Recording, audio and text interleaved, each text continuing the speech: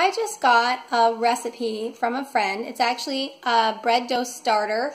You may have heard about these before, and I'm kind of fascinated. I thought I might as well share it on my channel today because it's one of those things that you can take with you without a refrigerator to help keep active yeast in your home.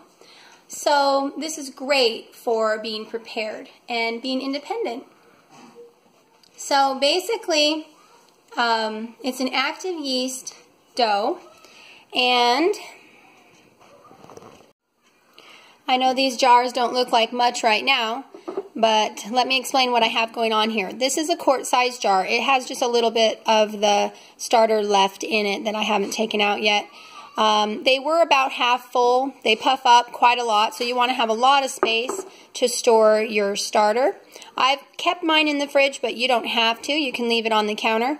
And anyway, so basically I've already taken out the dough, the starter, and then I put it here with same parts water and got that dissolving and kind of blending together. Now, what I am actually trying to accomplish right now has to be done every 4 days to keep your starter active, and that is to feed your starter. It's a live organism. It contains a live organism, the yeast, right?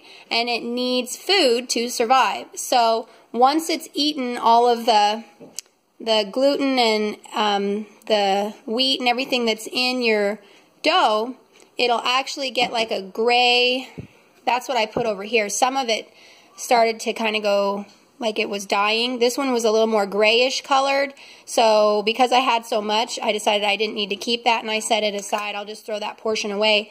But this other part was more healthy, and you can see how this has lots of air bubbles in it, and that is proof that it's healthy and alive. So I'm not one to bake every 4 days, but if I get extra starter, I can always give it away to a friend, or I guess it's not the end of the world if I throw away part of it. But make sure you always save at least 1 or 2 cups of your actual starter so that you can use that to keep it going. Now that this is all incorporated, let me show you what it looks like. It's kind of pasty.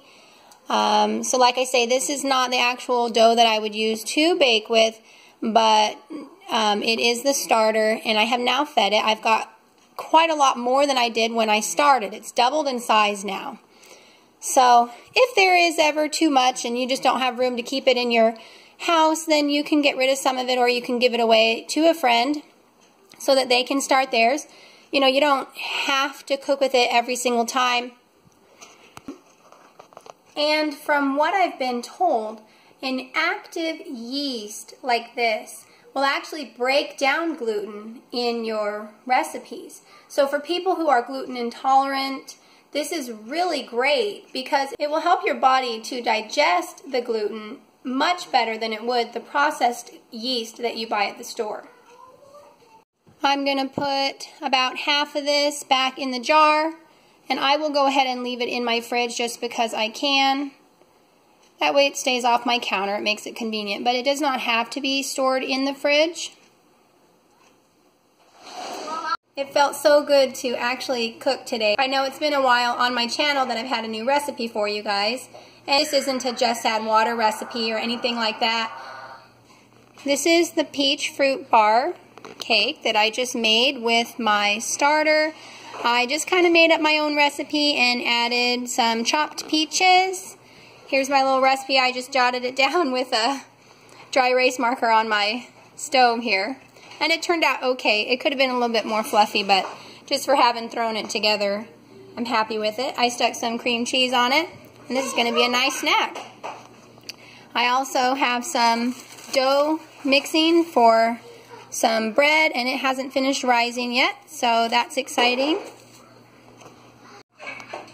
I have lots of bruised peaches and nibbled into peaches and a few that started to spoil on the edges, so I'm going to take care of those and get what I can salvage there.